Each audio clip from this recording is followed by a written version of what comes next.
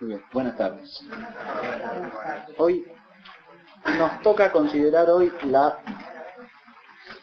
problemática de la persona y la dimensión existencial de la felicidad. Ese es el tema de hoy. Habíamos planteado ya en las dos clases anteriores que la reflexión filosófica la vimos a dividir en dos grandes enfoques. Uno, visualizar el tema de la felicidad desde la esencia del hombre, desde la esencia o de la naturaleza humana. Y la otra, considerar el tema desde lo que podríamos llamar la vivencia o experiencia que el hombre tiene de su propia existencia,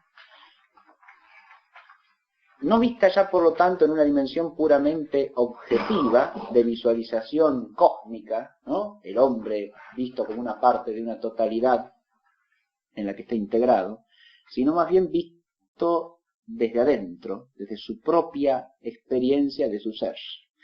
Pero esto, si conserva una condición filosófica, implica captar desde allí lo que tenga cierta razón de universalidad también, y por lo tanto haga a lo que es esencial también, a lo que podríamos llamar la condición humana.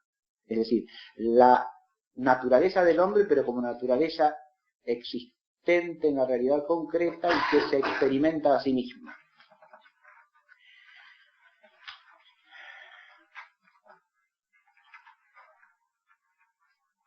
Esto le da a la aproximación filosófico-antropológica una dimensión de densidad particular que no se tiene desde el otro enfoque. El otro enfoque nos da una visión como desde fuera, y con esa dureza y firmeza característica de la visualización del ser, sin más, ¿no? Y a veces resulta hasta como una especie de roca que le impone a uno la ansiedad de acomodarse ante eso, ¿no? Porque, y es así, y así tiene que ser, porque el filósofo, en la medida en que visualiza el ser de las cosas, tiene que ceñirse a eso, y en cuanto que hombre, tiene que ubicarse en esa totalidad del ser que se le descubre su inteligencia. Y en ese sentido la filosofía es dura, y es difícil de soportar, y es así. Lo es desde la antigüedad y lo será siempre. Acá tenemos una aproximación que quizá no sea menos dura en el fondo, pero que tiene un calor vivencial que no tiene la otra, si se quiere. Pero como se trata de una aproximación de alguna manera existencial, yo me voy a tomar la licencia de empezar no por un texto filosófico, sino por un texto poético. Porque precisamente en esta dimensión es donde la filosofía enlaza humanísticamente, diría yo, con la poesía, sin confundirse con ella. Pero nos va a servir como introducción a la clase de hoy un texto de Píndaro, que es la Pítica Décima. Las píticas son las odas en las que Píndaro canta a los vencedores de los Juegos Píticos. O sea, los juegos que se celebraban eran los Juegos Panhelénicos más importantes después de los Olímpicos, ¿no? Los Olímpicos se celebraban en Olimpia en honor a Zeus, y los Píticos se celebraban en Delfos en honor a Apolo.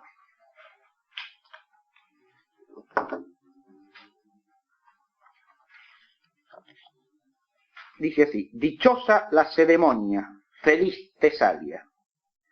Reina sobre ambas la estirpe de un solo padre, Heracles, guerrero incomparable. Sin embargo, ¿qué me obliga a trascender esta hora concreta? Me excitan Delfos, la ciudad de los Perinios, los hijos de Atenas, fervorosos por conducir gloriosa voz de un cortejo de varones ante Hipocles. Gózase pues en el triunfo pítico, porque la estrecha franja Parnasia lo proclamó excelso entre los jóvenes en la carrera del doble estadio, a la multitud de esta anfictionía griega. Oh Apolo, un principio glorioso en los hombres se acrecienta hasta el fin si un dios lo impele. Y Hipocles, ha coronado su obra con sus favores y de modo congénito marcha sobre las huellas de su padre. 2 veces victorioso en Olimpia, revestido de armas que porta Ares, y el Agón en la pradera profunda junto a los roquedales de Sirra, consagró la victoria de Frisias, potente por sus pies. Prosiga este destino hasta los días últimos y que florezca para ellos un bien sin mancilla. Voy a hacer acá un primer alto, esta es la primera parte de la obra, ¿no? Las obras de Píndaro son densas, complejas, además tienen alusiones a la realidad concreta de la antigüedad griega que a nosotros se nos escapan, ¿no? Pero yo quiero destacar de este texto que acabamos de oír 3 cositas. Bueno, acá, lo que está diciendo, acá ha introducido la oda simplemente, y el motivo concreto de la oda, que es cantar la victoria de Hipocles, que ha vencido en la carrera en Delfos, ¿no? Hipocles es el vencedor a quien está dedicada la oda. Este Hipocles es hijo de un tal Frisias, que también ha sido vencedor 2 veces en Olimpia.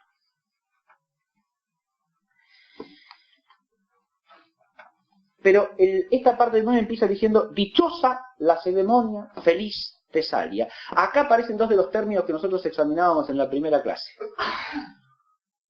Acá el dichosa traduce el término olvios, recuerdan que era uno de los términos que habíamos visto, y feliz traduce el término macarios.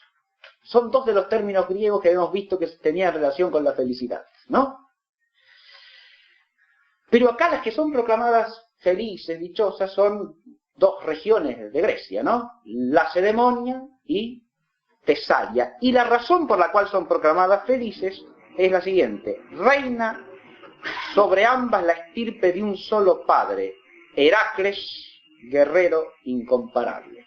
O sea que esa proclamación está asociada al hecho de que sobre estas regiones imperan estirpes que tienen una prosapia heroica, ¿no? O sea que la felicidad va asociada de alguna manera a la vinculación de los hombres a la condición heroica. El centro de gravedad de este pasaje que leímos dice así: oh Apolo, un principio glorioso en los hombres se acrecienta hasta el fin si un dios lo impele. Este es un tema que ya habíamos visto también, ¿no? Pero tiene que ver con una idea fundamental aquí. La obra del hombre, por esforzada que sea, no llega a término si no es impelida por la divinidad, ¿no? Si la divinidad no la lleva hasta su fin. Por eso dice aquí, oh Apolo. Apolo es el invocado porque el vencedor ha vencido en unos juegos que están consagrados a Apolo, a rendir culto a Apolo. Oh Apolo, un principio glorioso en los hombres se acrecienta hasta el fin si un dios lo impele. Y termina el pasaje con un voto que hace el poeta de bien para el vencedor y para su padre. Y dice, prosiga este destino hasta los días últimos y que florezca para ellos un bien sin mancilla. O sea, invoca sobre ellos como una especie de don divino, que florezca para ellos un bien sin mancha. No un bien cualquiera, un bien inmaculado, un bien sin mancilla.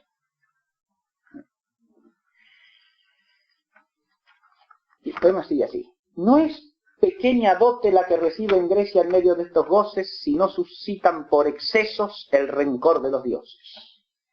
Solo un dios estaría al margen de un desastre. Pero feliz y digno de ínicas palabras se torna este varón para los sabios, y que vive todavía para ver la suerte de su joven hijo al conquistar la corona pítica. Sin duda no podrá franquear el círculo broncíneo del cielo, pero ha recorrido su nave hasta el límite, aquellas felicidades compatibles con la estirpe mortal. Ni con naves, ni con pasos hallarías el maravilloso camino que lleva al concurso de los hiperbóreos. Con ellos antaño compartió Perseo sus festines. Cuando ingresó en sus moradas, los encontró que sacrificaban brillantes hecatombes de asnos en honor al dios. Allí solo fiestas sin fin, colmadas de cánticos con los que goza Apolo, que ríe al ver la lúbrica insolencia. Ahora retoma la idea del don con que Dios ha favorecido a estos dos, a Hipocles y a su padre, ¿no? Y dice, no es pequeña dote la que reciben en Grecia en medio de estos goces, pero le pone otra cautela. Si no suscitan por excesos o sea, por su desmesura, por su falta de medida y equilibrio, el rencor o la ira de los dioses. Así como, fíjese, había invocado sobre ellos un bien sin mancilla. Ahora vincula este bien sin mancilla a que ellos no se salgan de la medida que deben guardar, que no se excedan, que no caigan en excesos que suscitan la ira de los dioses. Pero hay otra cosa interesantísima y una imagen que aparece y que después retorna en el poema más tarde, y es esta. Sin duda no podrá franquear el círculo broncíneo del cielo, pero ha recorrido su nave hasta el límite aquellas felicidades compatibles con la estirpe mortal. Ahora lo que dice es que estos tienen un don de los dioses, se los puede de alguna manera llamar felices, pero felices según la medida de la estirpe mortal, porque no podrán franquear el límite broncíneo del cielo, es decir, la vida realmente bienaventurada, la vida celestial, no es del hombre y el hombre no puede franquear ese límite, no está en él poder franquearlo, no es una capacidad del hombre. De manera tal que ahora está deslindando una posible felicidad de medida humana de esa beatitud de que gozan los inmortales, ¿no? Y a la que el hombre no puede acceder. Ni con naves ni con pasos hallarías el maravilloso camino que lleva al concurso de los hiperbóreos. Acá pone el tema de los hiperbóreos que desarrolla más adelante. Yo no lo voy a leer todo eso, pero al hablar de los hiperbóreos, los moradores de esa región que está más allá del Bóreas, que son seres de vida perpetuamente feliz, yo voy a leer algo, decir, la musa no es extraña en los ritos hiperbóreos, por todos lados coros de vírgenes, sonancias de la lira, estridores de flauta se acompañan, las cabelleras coronadas por laureles de oro para consagrarse a los festines. Pero esta raza sagrada, para esta raza sagrada, no se mezclan ni enfermedades, ni la vejez consumtiva, habitan allí exentos de fatigas y combates, excluyendo a Némesis sobrejusticiera. O sea, son seres que viven sin enfermedad, sin vejez, en una festividad permanente. Ahora tenemos otra estirpe de seres, ¿no?, que son superiores a los hombres también y que tienen otra condición, son de una condición permanentemente juvenil, permanentemente festiva, permanentemente dichosa.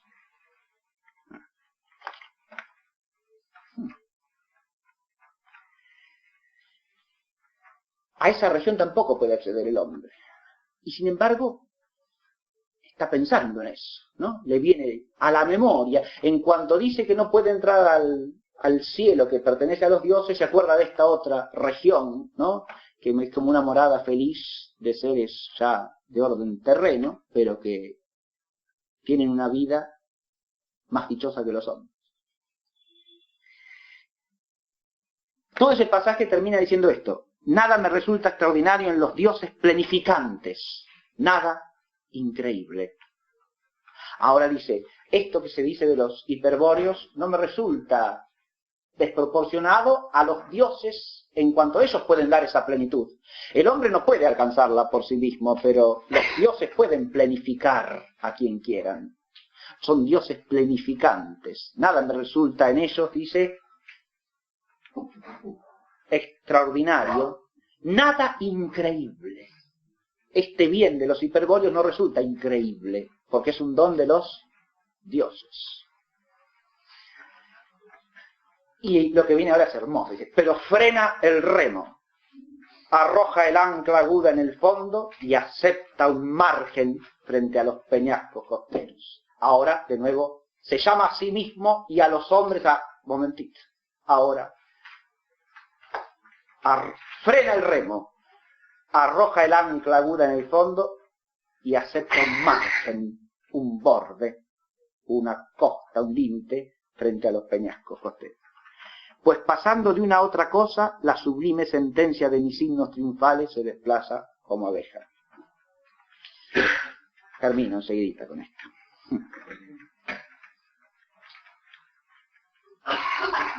De aquí vuelve su atención a Hipócrates. Empócles, ¿no? Estos himnos se cantaban cuando el vencedor de los juegos volvía a su ciudad, ¿no?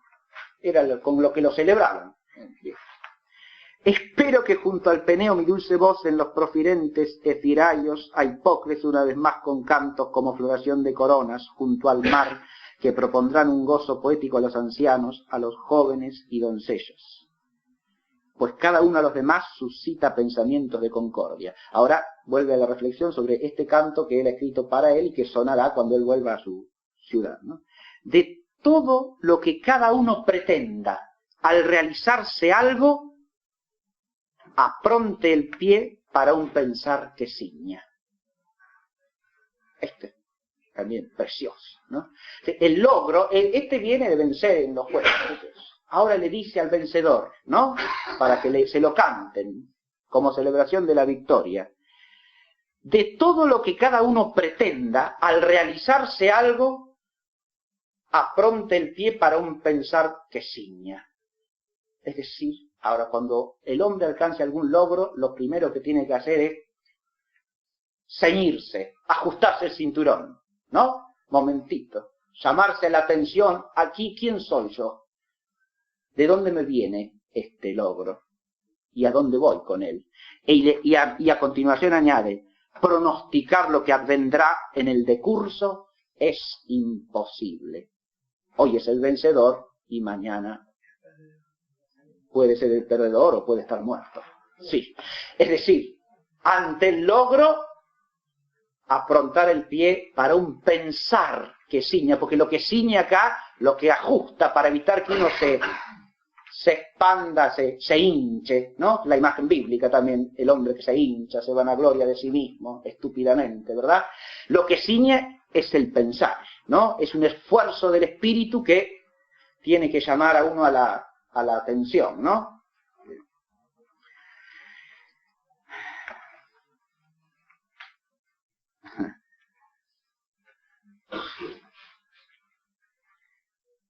Y después termina, hacia el final dice esto, que lo voy a dejar sin comentar y voy a empezar ya directamente a explicar todo esto, que es una clase larga, ¿no? Pero, al que ama, amor, y a quien se empeña, estímulo, es lo prudente.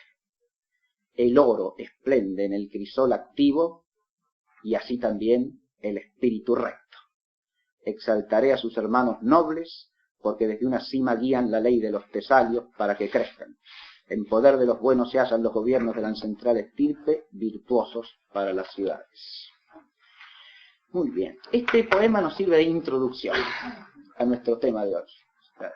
Nos da una atmósfera para que ahora filosóficamente nosotros vamos a tratar de hacer esto, ¿no? Aprontar el pie para un pensar que ciña. Porque en la clase pasada hablamos de todo lo que constituye la felicidad humana, filosóficamente visto, ¿no? El conocimiento de la verdad, el ejercicio de la virtud, la amistad. Todos bienes posibles para el hombre y que el hombre está llamado a lograr en orden a planificar su propio ser de hombre. Pero es claro que en el camino de esos bienes el hombre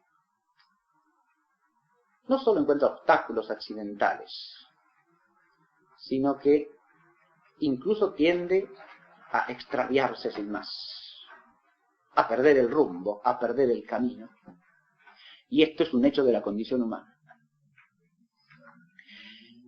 Esta reflexión existencial la vamos a agrupar en 4 puntos temáticos básicos. Primero, la existencia humana como extravío y como conversión.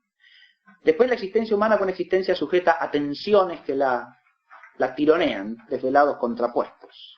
En tercer lugar, la existencia humana y su relación con la temporalidad. Y en cuarto, la existencia humana y las relaciones interpersonales. En cada uno de estos títulos nos encontramos con una serie de temas que esto que yo voy a hacer es una reflexión introductoria y panorámica nada más, porque cada uno de estos puntos podría ser objeto de una larga discusión, de una larga profundización.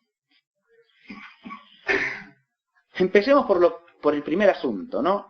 La existencia humana, el extravío y la conversión. Acá voy a referirme a 3 autores de épocas distintas que han considerado este asunto y también con un enfoque parcialmente distintos, pero en el fondo convergentes. El primero es San Agustín. En San Agustín encontramos la visión de la existencia humana como una existencia llamada a conversión. El hombre vive en un dinamismo de conversión, si vive humanamente. Pero esa idea de la conversión, esto, atención, San Agustín lo piensa, obviamente, planificándolo en la esfera teológica, pero también desde un punto de vista filosófico. O sea, hace al hombre en su condición de tal, ¿no? Y este tema de la conversión se produce ¿por qué? Porque es de experiencia vivencial del hombre que el hombre tiende a perderse, a extraviarse, a perder el rumbo, como dije hace un rato, ¿no? Y eso es lo que hace necesaria la conversión. Tiende a lo que San Agustín llama, la categoría que usa San Agustín para ubicar este tema del extravío es la del olvido, que es de una gran profundidad filosófica y también poética inclusive. Del olvido, sí. El hombre tiende a olvidarse de aquello que le permite ordenarse, o sea, vivir de una manera que lo lleve hacia su fin. Tiende a olvidarse primero de sí mismo y en el fondo de Dios. Ese es el doble olvido fundamental del hombre. Cuando dice olvidarse de sí mismo, San Agustín habla del olvido del alma, o sea, del olvido de la interioridad y de la espiritualidad del hombre. Porque el primer extravío fundamental sería el extravío en lo exterior, en ese mundo exterior de objetos sensibles, pero que es también el mundo humano con todos sus atractivos externos, ¿no? De placer, fama, gloria, éxito, lo que sea. El mundo exterior. El primer extravío es ese, hacia el exterior, olvidándose de la interioridad. Es el primero que se puede detectar, pero no es el más profundo, porque detrás de ese extravío hay otro, más hondo y más grave, que es el del olvido de Dios. Es decir, el hombre se olvida de sí mismo porque en el fondo se ha olvidado de Dios. De ahí viene el llamado una doble conversión. Primero de lo exterior a lo interior, de lo exterior a la interioridad. Fíjense que este es un tema que atraviesa, más allá de la filosofía y de la tradición filosófica, es un tema que atraviesa la tradición religiosa de muchos pueblos, ¿no? ¿Se entiende esto? El volver hacia la interioridad para encontrarse el hombre con su propio ser, ¿no? Salirse de ese extravío en lo exterior para encontrarse en la interioridad consigo mismo. ¿Sí? Pero ese primer movimiento de conversión es insuficiente, porque si el hombre se queda solamente en su mera interioridad, no descubre el sentido de esa interioridad, ni tampoco la fuente de esa interioridad. Porque, como recordamos en la clase pasada, San Agustín dice que el alma se está presente a sí misma, pero Dios le está más presente al alma que lo que ella se está a sí misma, porque es quien la hace existir, quien le da el ser. Por lo tanto, más presente que lo que el alma se está a sí misma, está Dios al alma. Y el olvido es el olvido de esas presencias, de la presencia del alma en el hombre entero y de la presencia de Dios en el alma. Este es el doble olvido que San Agustín menciona y del que el hombre está llamado a convertirse, ¿no? La conversión en San Agustín implica a su vez una dinámica en la que intervienen tanto la inteligencia como la voluntad, y que se podría sintetizar agustinianamente en la idea de la dinámica del amor, porque el amor en Agustín es un amor inteligente, siempre es un amor iluminado por la inteligencia, ¿no? Es una dinámica en la que primero debe prevalecer el amor de las cosas interiores sobre las exteriores, o de lo espiritual sobre lo exterior. Y segundo, el amor de lo superior sobre lo inferior, o sea, el amor que en última instancia nos lleva al amor de Dios por encima del amor del propio hombre. Ahora, en esa dinámica, la fuerza de la naturaleza humana es insuficiente. Ahí hay un límite para el filósofo. El filósofo puede tratar de hacer esa conversión en el plano intelectual, pero esa conversión intelectual y moral parcial que hace el filósofo no termina de rescatar al hombre. Lo deja al hombre sumergido en un misterio de vacilaciones, de incertezas, de inseguridades, pero además de tinieblas con respecto al significado mismo de su propia existencia.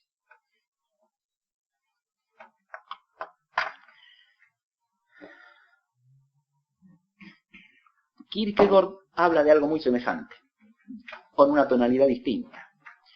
Kierkegaard lo que plantea son esos famosos estadios en la vida, en el camino de la vida, ¿no? La vida es un camino. De nuevo, así como San Agustín tiene un dinamismo de conversión, acá hay un camino existencial, vital, que está llamado a trascender de una fase a otra fase, partiendo precisamente también de una situación de extravío, de pérdida. Esa situación es la del hombre que vive estéticamente, según Kierkegaard, es decir, visualizando las cosas exteriores y en un mundo de mero placer sensible o de mera complacencia exterior, ¿no? Ese es el mundo estético, la vida estética. Estética en el sentido etimológico de la palabra, ¿no? Es un hombre sumergido en lo sensible, como el hombre sumergido en lo exterior de San Agustín, ¿no? Después habla de la vida moral, como superior a la vida estética, obviamente, que es una vida ya donde lo que prevalece no es el anhelo del goce sensible, sino la voluntad de cumplir con las obligaciones que dignifican al hombre, sobre todo las que lo vinculan socialmente a los demás hombres y lo hacen un hombre moralmente recto y digno, ¿no?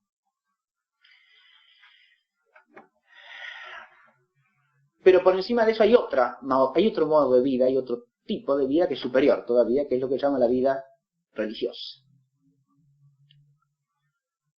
Ahí se trata de que el hombre viva frente a Dios y de cara a Él, y atento a lo que Dios quiere de él, más allá de toda convención social y de toda conveniencia de la vida moral. Lo que quiero destacar acá de lo que plantea aquí es lo siguiente. Mientras en San Agustín la conversión está ligada a una búsqueda intelectual permanente de la verdad, a un anhelo de la verdad, y al hombre buscando la verdad, y buscando al mismo tiempo que la verdad la belleza, ¿no? Con su corazón entero. Acá en Kierkegaard el salto de un estado a otro está centrado en la idea de que el hombre, cuando el modo de existencia no es profundamente pleno, llega al límite de la autoinsatisfacción, digamos así, que se plantea de distintas maneras. Al extremo de esa vida estética está siempre el tedio que le causa la repugnancia de la propia existencia, ¿no? Y al extremo de la vida moral está la angustia de no poder cumplir satisfactoriamente con todas las exigencias de la vida moral, y al mismo tiempo de estar llamado a algo, de sentirse y experimentarse llamado a algo que trasciende ese horizonte de la vida moral social. Hay que entender acá que para Kierkegaard la moralidad está vinculada necesariamente a las normas exteriores de la vida social. No habla de la moralidad en un sentido clásico, sino bien en un sentido social, de convenciones externas. Un sentido más bien nominalista, filosóficamente hablando. Pero para ir de una forma a otra hay que dar un salto. Así como en San Agustín está la idea de la conversión, acá está la idea del salto, hay que ir más allá. Y en el ir más allá hay que dar un salto, quiere decir que hay que arrojarse a algo distinto, más allá de lo dado y de lo que se está acostumbrado a vivir. Y ese salto implica un arrojo, por supuesto, pero también afrontar la soledad de la propia existencia. En el caso de la vida, del paso de vida estética a la vida moral, esa soledad es relativa o parcial, es decir, implica salirse a lo mejor de un círculo para pasar a otro, pero en el último no, según él, porque en el último el hombre queda solo en su singularidad de existente ante el Dios que lo ha creado y viviendo de cara ante él. Y ahí no tiene otra instancia a la que dirigirse que a Dios mismo. En tercer lugar, voy a mencionar algo de Heidegger. En Heidegger este tema aparece desde otra perspectiva, que es la de la existencia auténtica o inauténtica. Y el enfoque de Agustín es el que más directamente se puede vincular con la visión esencial de la naturaleza humana tal como lo vimos hasta aquí. El enfoque de Kierkegaard nos lleva más bien a percibir esa singularidad existencial del hombre en búsqueda de una relación con lo absoluto, con el absoluto que es Dios mismo, sin la cual cualquier otra forma de vida es una vida insuficiente y que no completa el sentido de la existencia humana. En Heidegger, lo que aparece en primer plano es la idea del hombre como un ser existencialmente metafísico.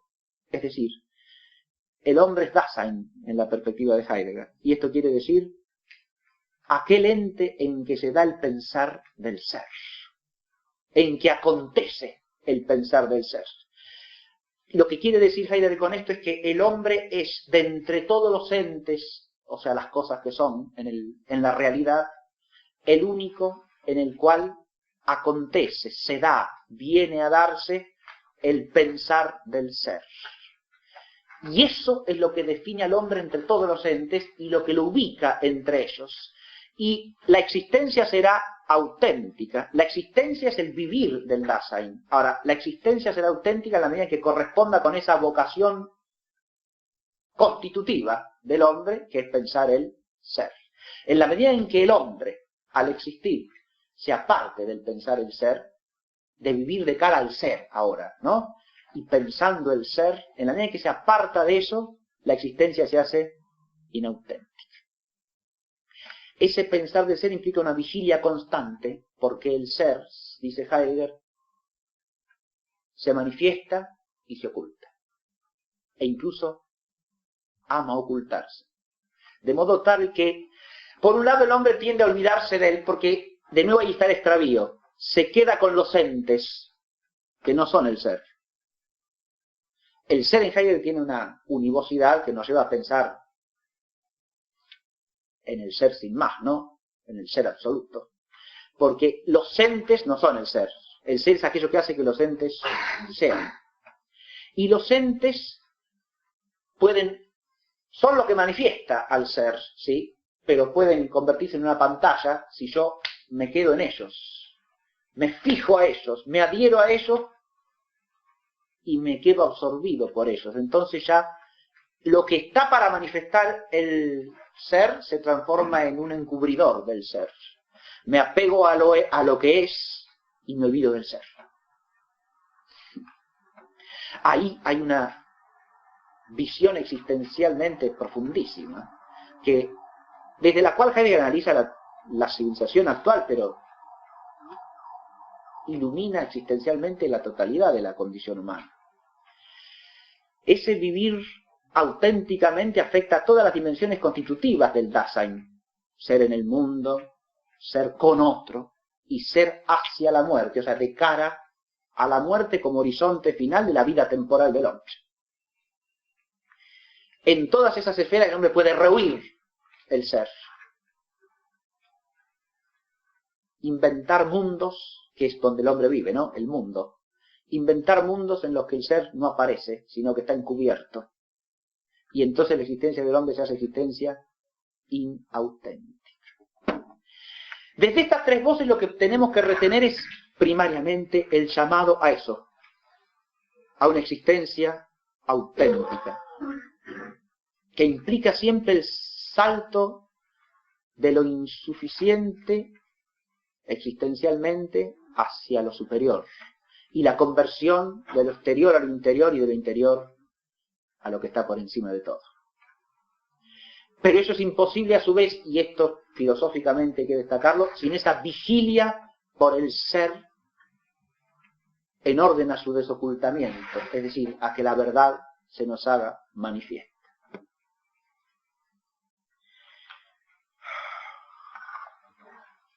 Ahora, en todo esto, lo que se diseña es el horizonte de una condición humana que se esfuerza por salir de ese extravío o de esa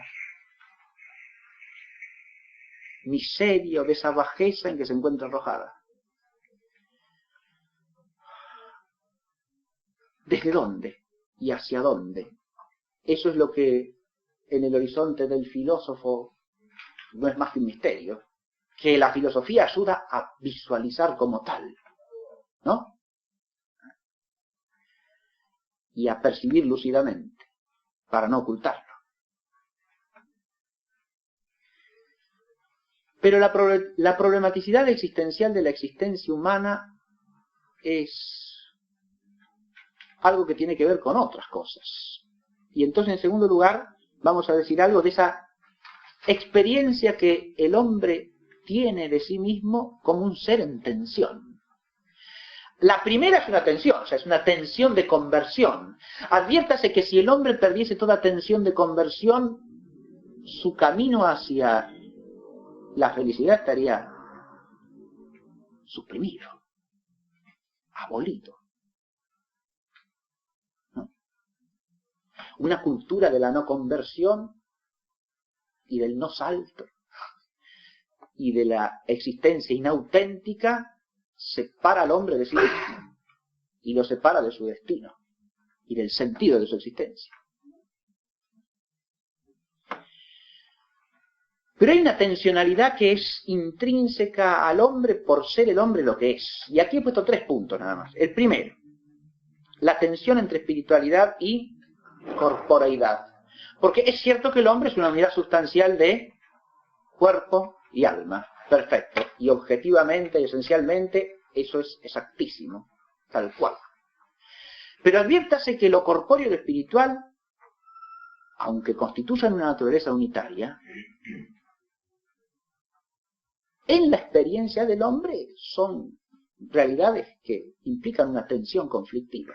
Ahora, visto desde dentro, el asunto no es, claro que es una unidad sustancial, perfecto, eso es objetivo, indudable, pero existencialmente hay una dualidad y hay una tensión, ¿no? Esa tensión se manifiesta de múltiples modos, de múltiples maneras. Es, por ejemplo, la tensión entre el pensamiento y el estar constreñido a obedecer las necesidades corporales, por ejemplo, ¿no? Y eso el hombre a veces, eso en la experiencia humana a veces es dramático, ¿verdad? ¿Por qué? Porque el pensamiento, la vida del espíritu con esas necesidades intrínsecamente no tiene nada que ver, ¿no? Entonces yo me pongo a dar la clase, por ejemplo, y me olvido del tiempo, ¿no? Por más que tenga el reloj acá delante, el tiempo es una cosa que es un estorbo, es una molestia, ¿sí?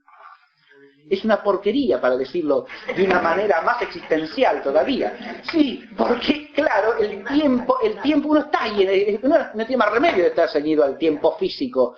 Pero el tiempo físico, ¿qué tiene que ver con el tiempo del espíritu? Nada. La temporalidad, cuando se viene esto, es la medida del cambio según el antes y el después. Pero estos relojes miden el cambio de las cosas que se mueven en el espacio físico. ¿Sí? ¿Y qué tiene que ver eso con la integridad del espíritu humano, que cambia de otra manera? Nada. Nada de nada. Hay una tensión, hay un choque, hay un conflicto.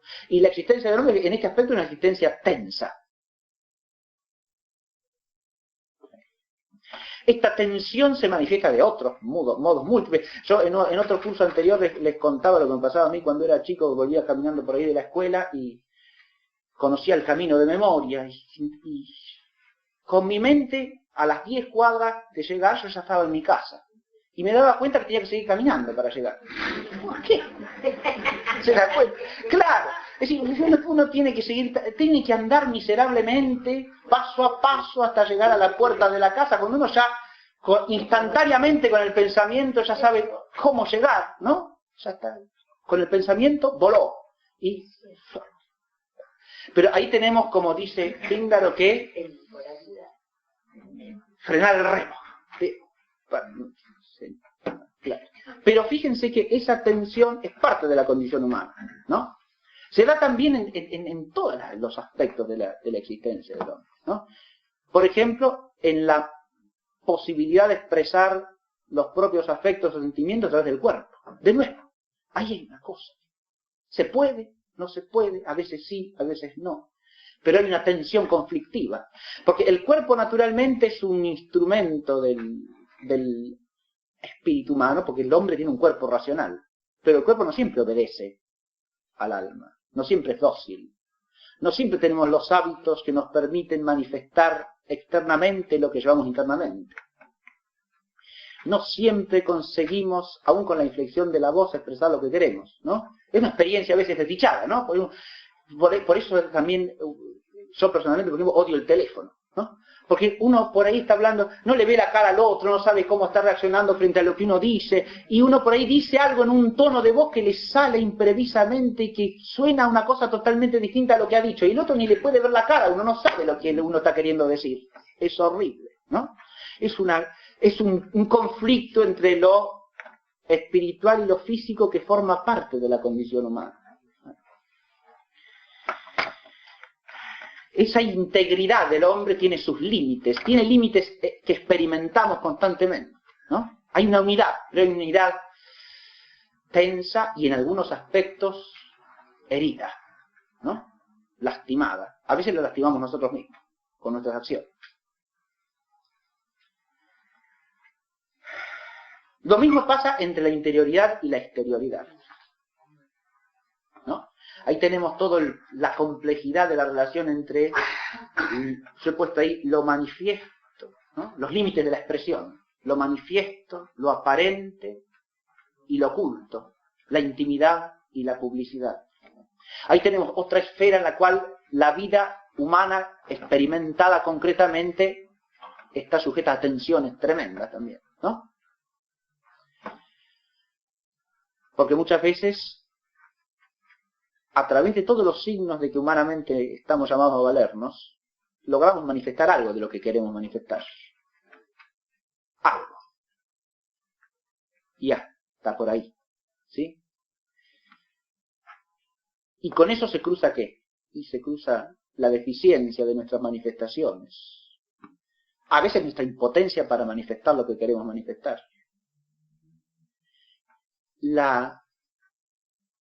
El juego de las apariencias engañosas, que a veces es terrible, ¿no? Tanto cuando nos afecta a nosotros como víctimas, digamos así, cuando los otros recogen apariencias engañosas acerca de nosotros y nosotros nos damos cuenta inmediatamente que es así. O cuando nosotros recogemos una apariencia engañosa como si fuese una manifestación auténtica, ¿no?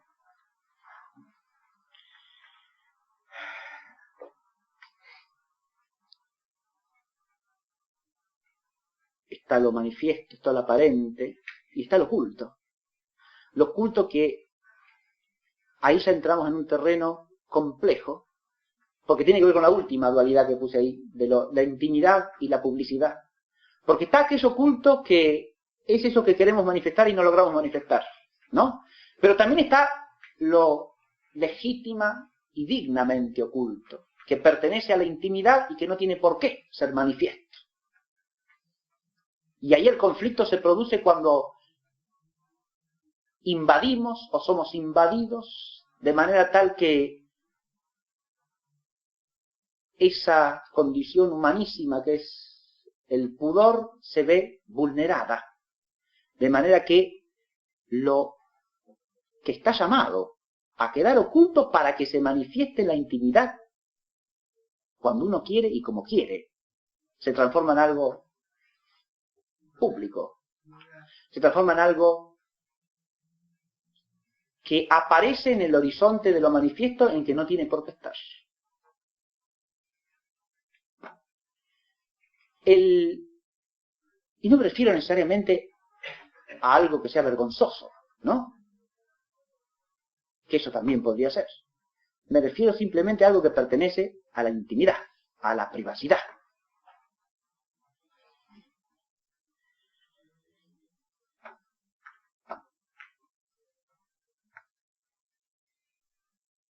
A esa privacidad, insisto, legítima y digna, porque hay cosas que solamente podemos compartir con ciertas personas. Y no tienen por qué ir más allá de eso. Y hay cosas que tenemos derecho a guardar en nuestra soledad misma. Y tampoco tienen por qué salir de ahí.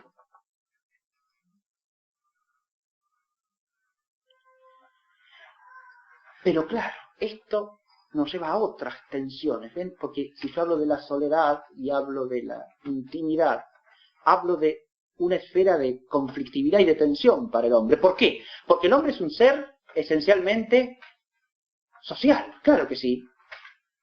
Y es al mismo tiempo esencialmente personal. Tiene una interioridad, pero no existe para vivir solo, existe para vivir en la comunión con los otros. Pero esto es esencial, perfecto. Ahora, en la concretud de la existencia, esto admite toda la gama complejísima de matices de las relaciones entre las personas, ¿no? Desde relaciones íntimas a relaciones que no lo son, relaciones que son privadas a relaciones que son públicas, relaciones que son superficiales a otras que son hondísimas. Y en todo eso puede haber la experiencia de orden o de desorden. Y los aspectos de esas experiencias que son potencialmente hirientes son algo con que nos topamos constantemente en la existencia humana, ¿no? Y una tercera tensión que he puesto acá es la del logro y el fracaso. Esa es otra tensión entre la que el hombre se encuentra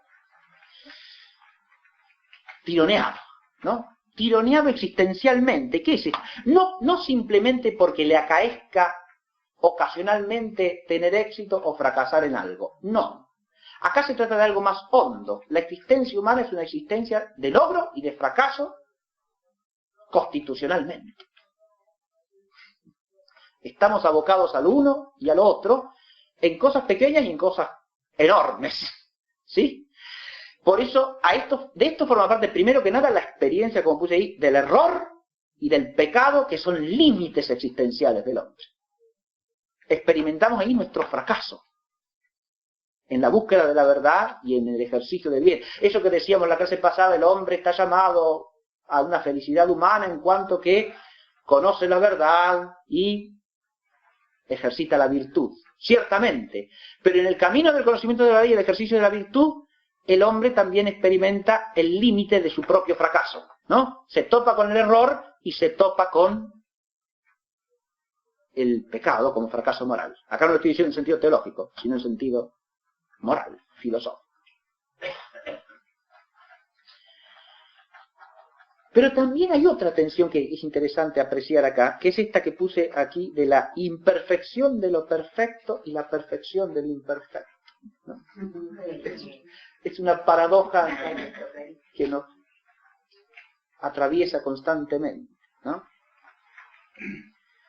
Porque cuando decimos que tenemos un logro, es que hemos alcanzado algo. En cuanto que alcanzado, ese algo tiene cierta razón de perfección, filosóficamente hablando. Es algo que se ha terminado, ¿no? Lo hemos cumplido, lo hemos terminado, está completo. La obra está, ¿no? La tarea está cumplida, lo que sea. Muy bien, claro. Pero el logro, precisamente porque es humano, es siempre imperfecto. No es que, pero usted es perfeccionista. No es que usted sea perfeccionista. El logro, por ser humano, va a ser siempre imperfecto. Va a ser bueno, buenísimo, excelente, tal fenómeno. Pero tiene siempre cierta imperfección. Imperfección en sí mismo, o por lo menos la imperfección de que no es más que un logro parcial. Porque todos nuestros logros temporales son metas parciales. Es siempre un logro que llama a otro logro, ¿no? Es como este pobre muchacho que acá venció la carrera, ¿no? Vuelve a la ciudad, Píndaro le dice, momentito, lo que pasará mañana no lo sabe nadie, ¿no? Claro. Es cierto, claro que es así. El logro es un logro parcial y por lo tanto es imperfecto en el sentido de que es nada más que un logro temporal. Sí. Hasta ahí. O sea, aun por más que sea una obra de arte magníficamente realizada, espléndida, todo lo que está bien, y es eso, es una obra de arte. Expuesta a toda mala interpretación, a todo lo que se quiera. O por más que sea una obra moralmente bien realizada, sí, y bueno, pero a lo mejor no estuvo tan bien hecha como podría haber estado, y además, una vez terminada, reclama otras y otras, porque no se acabó nada ahí, claro. Y al mismo tiempo, acá he puesto la perfección de lo imperfecto, porque a veces las cosas que no están completadas resultan ser más perfectas que las que hemos terminado. Esto también es una cuestión que hay que verla existencialmente, ¿no? Hay cosas que quedan inconclusas o que no se realizan y que sin embargo, aún en ese comienzo precario, en ese inicio sin terminación, tienen más significado para la totalidad de la existencia que una cosa que sí está terminada. Esto quizás es más difícil de ver, pero uno puede pensar como ejemplo, nada más, ¿no? A lo mejor en una relación de amistad que pudo haberse empezado simplemente con alguien hace muchos años, que quedó trunca, que no se desarrolló, pero que en eso poquito que uno vivió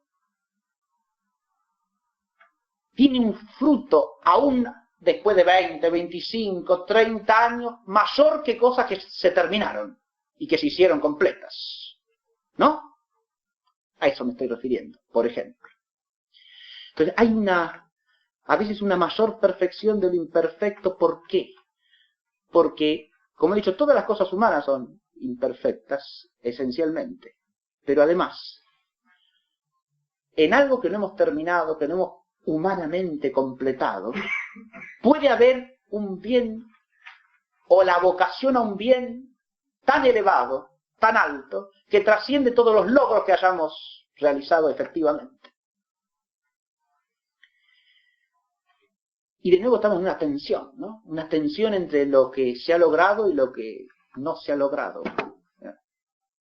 A veces esas cosas imperfectas, o interminadas, o inconclusas, son las que nos mantienen auténticamente en vigilia para ir más allá, ¿no?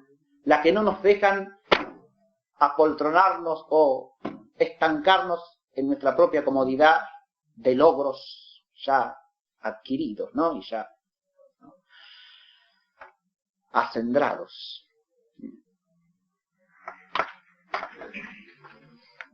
El tercer punto temático era la existencia humana y la temporalidad, ¿no?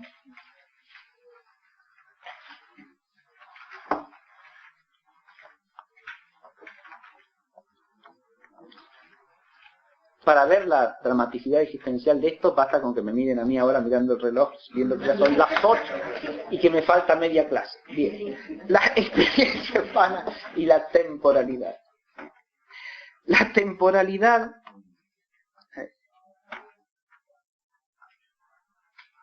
el primer punto que he puesto acá es, claro, porque la existencia humana, acá desembocamos en una tensión que abarca la totalidad de las tensiones anteriores, para decirlo conceptualmente. Porque la existencia humana discurre en el tiempo, pero es una existencia abierta a lo que está más allá del tiempo. Y de aquí deriva una problematicidad existencial múltiple. El primer punto que he puesto acá, lo señalo nada más, es la temporalidad, el esfuerzo vital del hombre en el tiempo y el sentido del esfuerzo, ¿no? Y acá he puesto 3 palabritas, ¿no?, que habría que relacionar y que nos llevan a temas que tienen que ver precisamente con esto, ¿no? Con el esfuerzo del hombre en el tiempo, pero a la vez con el sentido que ese esfuerzo tiene que tener. Ahí figuran tres palabras, dije, trabajo, juego y fiesta, ¿no? Usted, acá hay un breve trabajito muy interesante a este respecto de Joseph Pieper, ¿no? Que se llama Una teoría de la fiesta. Una teoría de la fiesta. Y en ese trabajito se plantea precisamente una serie de cuestiones acerca de qué es esto de... ¿Qué es una fiesta? ¿En qué consiste la esencia de la fiesta? ¿No? Y en la fiesta y en el juego hay algo de común que los contrapone al trabajo, ¿no? Las dos cosas parece que no son trabajo, ni la fiesta ni el juego. Cuando la fiesta se transforma en un trabajo, es que ya no es fiesta, ¿no? Claro.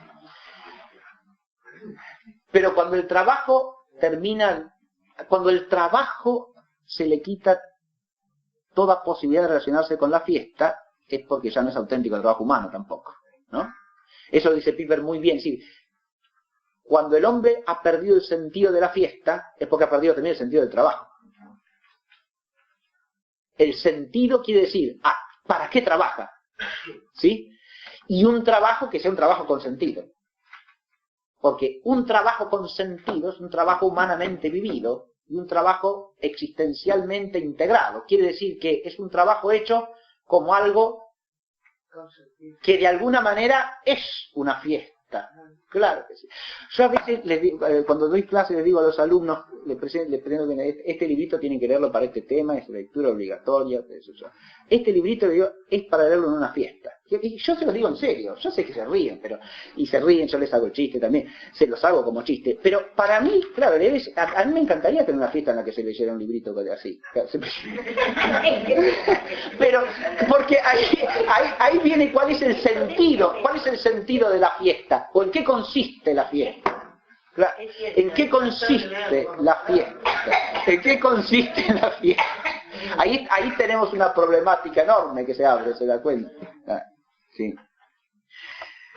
La fiesta, el sentido del juego también, el juego tomado claro, tomado como aquello, el jugar, fíjense, en un sentido noble, el propio Pieper en ese trabajito hace una cita de Platón con respecto al juego, también, pero recuerda el texto del capítulo 8 del libro de Proverbios, donde la sabiduría, hablando de sí misma, dice que jugaba, ¿no? Era su deleite jugar con los hijos de los hombres, ¿no? El juego implica que hay un tiempo, claro, un tiempo para ir más allá del esfuerzo que da un fruto de necesidad, que sería el trabajo, ¿no?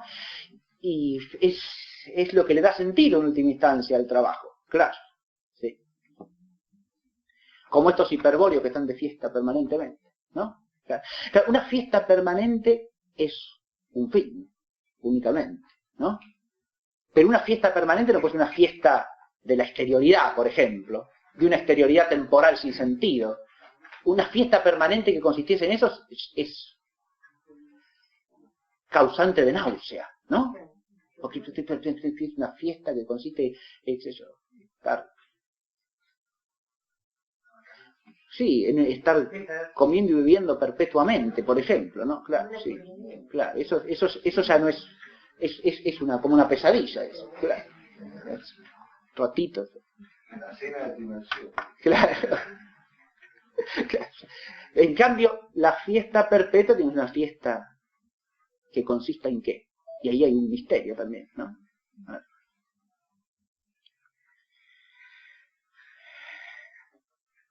Y fíjense, acá hay algo, la fiesta, la temporalidad y la supratemporalidad, puse acá, el arte humano y el sentido que trasciende el tiempo, significación y manifestación de lo inefable. Acá hay otro tema fundamental, ¿no? Que te hace a la dinámica existencial del tiempo. El tiempo nos contiene a nosotros como hacedores también, a los seres humanos. hacemos cosas en el tiempo, pero cosas con significado. Así como el esfuerzo, el trabajo tiene que tener la contraparte de aquello que le da sentido al trabajo y para lo cual es el trabajo, sin lo cual no tendría sentido, claro. Ahora, el hombre se esfuerza por manifestar el sentido de las cosas a través de lo que él mismo produce. Y ahí es donde entra el arte humano. El arte tiene un aspecto que es...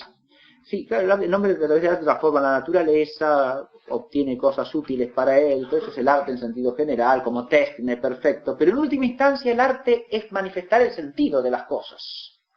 Y es poner de manifiesto aquello que no está dado. Tiene también el sentido de hacer manifiesto ese mundo superior que no está en la realidad presente, pero que el hombre hace presente en signo a través de esas cosas que realiza. Y ahí está la música, ahí está la pintura, ahí está la arquitectura, ahí está la poesía, ¿no?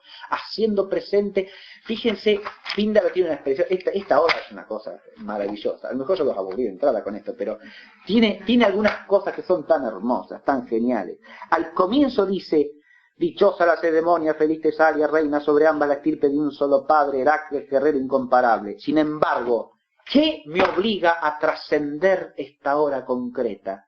Fíjese, ahí está el sentido de lo que ella está haciendo. El arte poético lo concibe como un trascender la hora concreta. Y ahora él se pregunta, ¿qué me obliga a trascender esta hora concreta? Eso es la pregunta que hace para enunciar cuál es el motivo que le lleva a cantar ahora. El motivo del canto es la victoria de Hipócles. Eso es lo que le lleva a trascender esta hora concreta. Pero para eso él a la victoria de Hipócles le tendrá que dar un sentido que trasciende toda hora concreta. Por eso la victoria de Hipócles adquiere sentido únicamente cuando se ubica en la totalidad del orden de las cosas y como algo que permite al hombre ubicarse en ese orden y llamar a la humanidad entera a ceñirse con un pensar que le permita ubicarse de tal modo que su existencia se oriente hacia la trascendencia. Por último, acá dice la temporalidad, el límite y la eternidad, la muerte y la visión metafísica, inadecuación entre horizonte temporal y vida espiritual. Ahora, el hombre está desde la temporalidad abierto a lo trascendente, abierto a lo eterno, claro que sí. Es esa tensión entre la temporalidad y lo eterno la que lo tensa al hombre en el tiempo y lo arranca del tiempo. Y le crea la necesidad de salirse del tiempo. Por eso el hombre, en este sentido, es un ser extático, es un ser que está saliéndose del tiempo, que busca salir del tiempo, a través de todo su existir. Ahora, la muerte le pone el horizonte de la finitud de la temporalidad. Y en ese sentido, la muerte está asociada a la visión metafísica de las cosas. Hay épocas, hay culturas que tienen esa capacidad y hay otras que la rehúyen fervorosamente.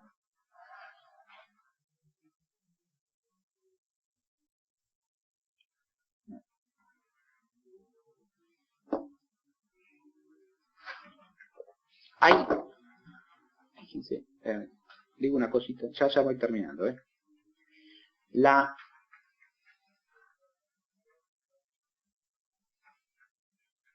a contar también una cosa personal que, desde el punto de vista existencial, tiene sentido como ejemplo para ilustrar esto que quiero decir acá.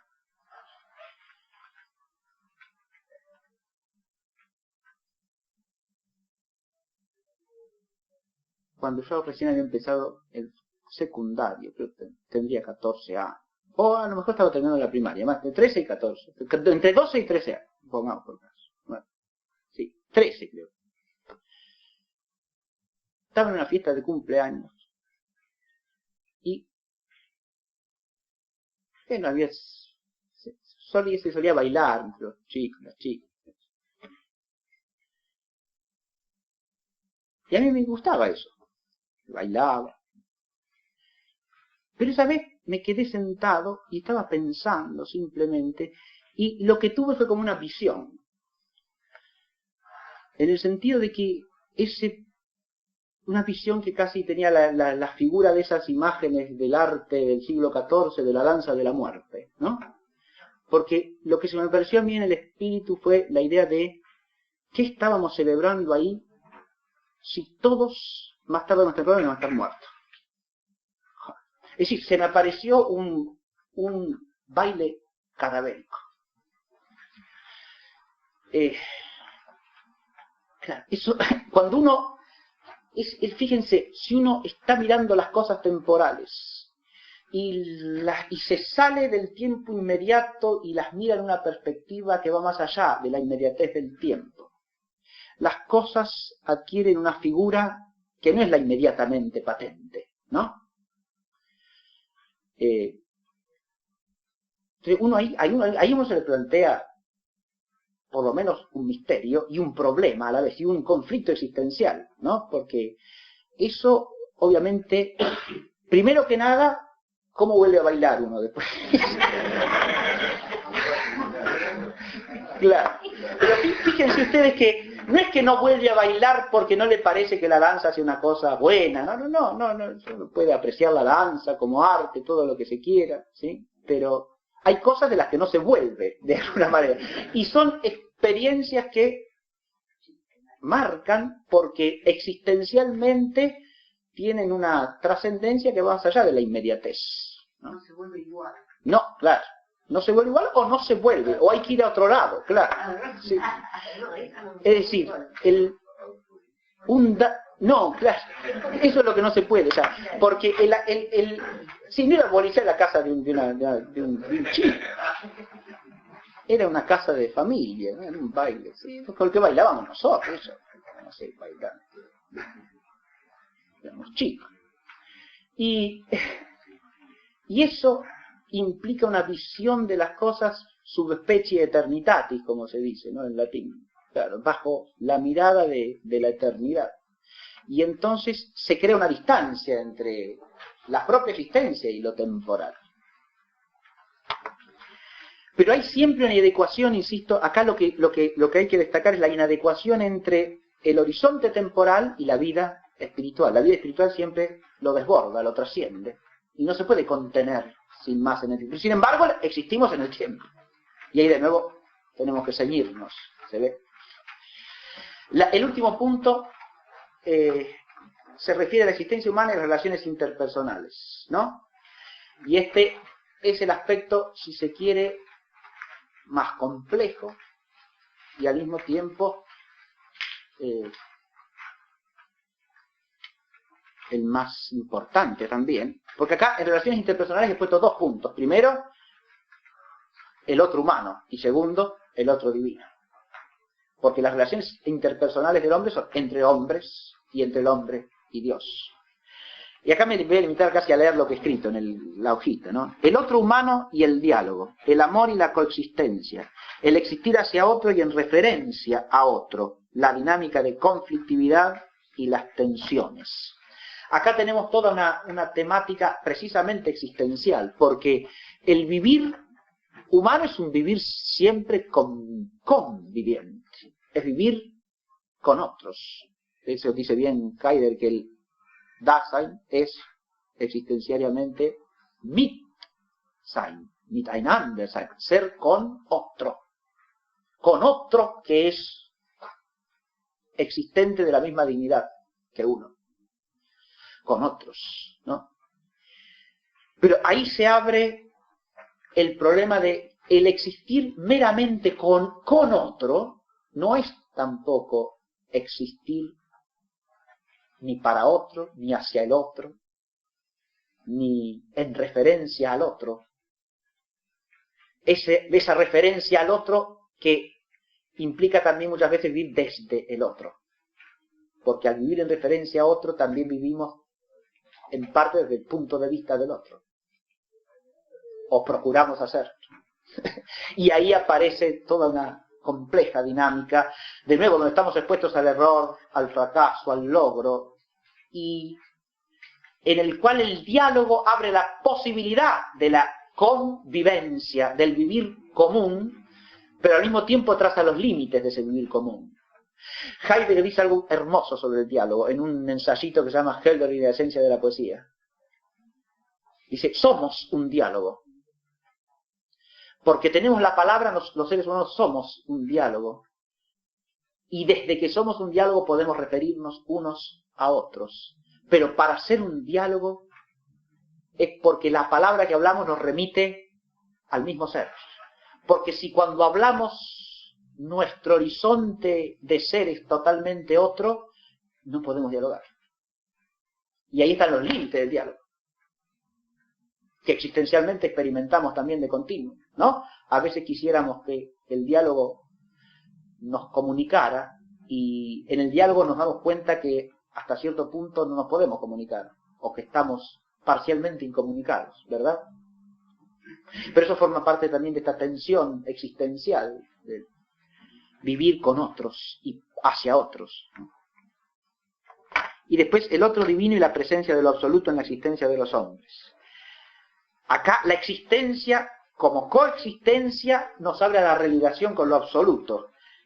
La religión tiene un carácter comunitario esencialmente, porque es algo del hombre en cuanto ser social, pero al mismo tiempo hay una paradoja, porque si bien la religión es esencialmente comunitaria, en todas las grandes religiones de la historia nos encontramos con que el hombre más plenamente religioso muchas veces es el que termina aislándose en la más plena soledad, ¿no? La figura del monje es una figura que va más allá del cristianismo, tiene un carácter humano también, ¿no? Hay otras religiones universales donde aparece, y aunque no sea el monje, está el solitario, el hombre que de alguna manera necesita separarse de la comunidad para vivir plenamente la religiosidad, ¿no? Y que es tenido por la comunidad como un referente de vida religiosa plena. Y termino con esto, el carácter planificante de la religiosidad y paradoja de la reducción religiosa. La religión es planificante, sí. Lo habíamos dicho en la clase pasada, eso también, ¿no? El hombre, a través de la virtud, del conocimiento de la verdad, de la amistad, tiene que dirigirse hacia el bien sumo, claro. Solamente la relación con el bien sumo lo planifica al hombre. La religión es esencialmente planificante porque rega al hombre con lo absoluto. Pero, ahora la paradoja, ¿cuál es? El de la reducción religiosa. ¿Qué quiero decir con esto? Primero, que el hombre pretenda que su religiosidad es la que lo planifica. Cuando la religión es planificante, la medida que me abre al don de Dios. Es lo que decía acá Píndaro, ¿no? Cuando hablaba de los hiperbóreos, no me resulta nada extraordinario tratándose del don de los dioses. Nada increíble. Ahora, porque es un don de los dioses, ¿sí? No me resulta. El hombre no puede ir más allá de la medida humana. Pero en cuanto al don de los dioses, nada me resulta increíble, dice hermosamente Píndaro. La religión es planificante cuando nos abre al don divino, no cuando nos afincamos en nuestra religión para hacer de nuestra religión el absoluto, sino para cuando nos abre, no para hacer de nuestro mérito religioso, para decirlo de alguna manera, o de nuestra religiosidad misma, subjetiva, la plenitud. Es planificante en la medida en que nos hace ver nuestro propio vacío, digamos, para decirlo de alguna manera. Es planificante en la medida en que nos abre. Por eso puse ahí que la planificación es una planificación aperiente. No es una planificación autosatisfaciente, sino que es una planificación inquietante, que nos abre más allá de nosotros mismos. Y si no, no es planificación. Porque al abrirnos más allá de nosotros mismos nos hace capaces de recibir ese don, que es el don planificante, ¿no? Y ahora ya estamos desde la filosofía, por lo menos predispuestos y abiertos a oír una voz que viene ya de más alto, ¿no? Porque la clase próxima tenemos que empezar con las felicidades de la revelación veterotestamentaria. Gracias.